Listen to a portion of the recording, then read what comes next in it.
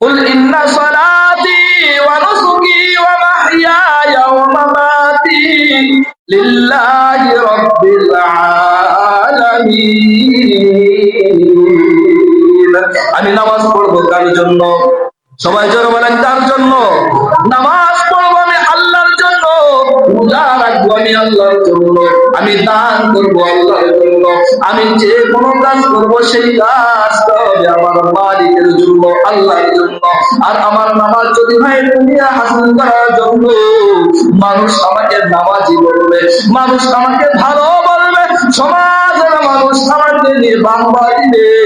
আমি দান করবো আমাকে তাকবীর বলবে, আমি হজ করবো আমাকে হাজী সাহেব বলবে, আমি নামাজ পড়বো আমাকে মুসল্লি বলবে। আরে ইমানদার মুসলমান আল্লাহর গোলাম, একটাও সিজদাও তোমার আল্লাহর দরবারে যাইবে না। কিয়ামতের ময়দানে এই নামাজ তোমাকে জাহান্নামে পর্যন্ত ঠেলে তুলে দেবে। কারণ কি? তুমি নামাজকে কষ্ট দিছো, নামাজ তোমাকে কষ্ট দিবে আল্লাহর দরবারে। নামাজ তোমার করতে কিন্তু দায়াতের মামলা করা শুরু করবে। দুনিয়ার মামলা নয়, নামাজের মামলা আছে, রোজারও মামলা আছে, হজেরও মামলা আছে, প্রত্যেকটা কাজের মামলা কিন্তু আছে। এর জন্য হিসাব নিকাশ করে দুনিয়াতে পা বাড়াইতে হবে। কথা বলেন ঠিক ঠিক না? হিসাব কিতাব করে দুনিয়াতে পা বাড়াইলে আল্লাহ পাক আমাদেরকে অবশ্যই সফলতা দান করবে। আল্লাহ পাক আমাদের সকলকে পাঁচ ওয়াক্ত নামাজ হিসেবে কবুল করে নেয়। সকলে বলি আমিন।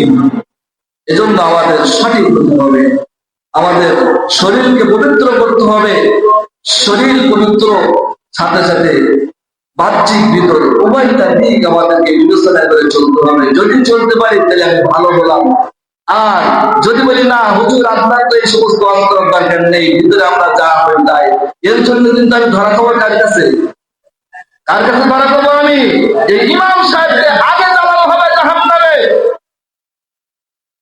কি হবে বেঁচে থেকে অজাতা বিদ্যা শিখে যদি না করতে পারি শাসনবিহীন সমাজ থেকে? কি হবে বেঁচে থেকে অজাতা বিদ্যা শিখে যদি না করতে পারি শাসনবিহীন সমাজটাকে? কি হবে ছাত্র সেজে চুমুখে সনদখানা যদি হয় পতিতাতে জেলাখানার আড্ডাখানা? কি হবে ছাত্র সেজে চুমুখে সনদখানা যদি হয় পতিতা, যদি হয় বিদ্যালয়টা পতিতাদের আড্ডাখানা?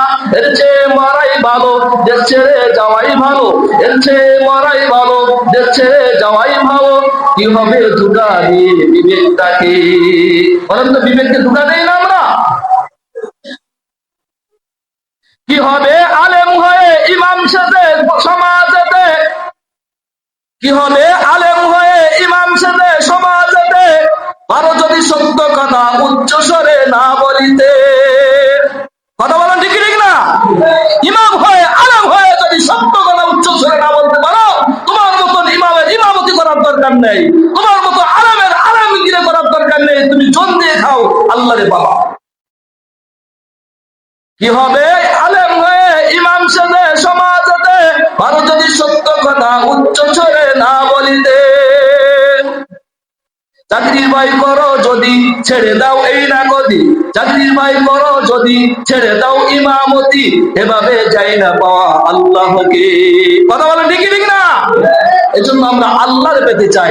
আল্লাহ পাক যেন আমাদের সকলকে আল্লাহর মুহাব্বত, আল্লাহর প্রেম, আল্লাহর হুকুমগুলো সহিভাবে পালন করার তৌফিক দান করে। সকলে বলি আমিন।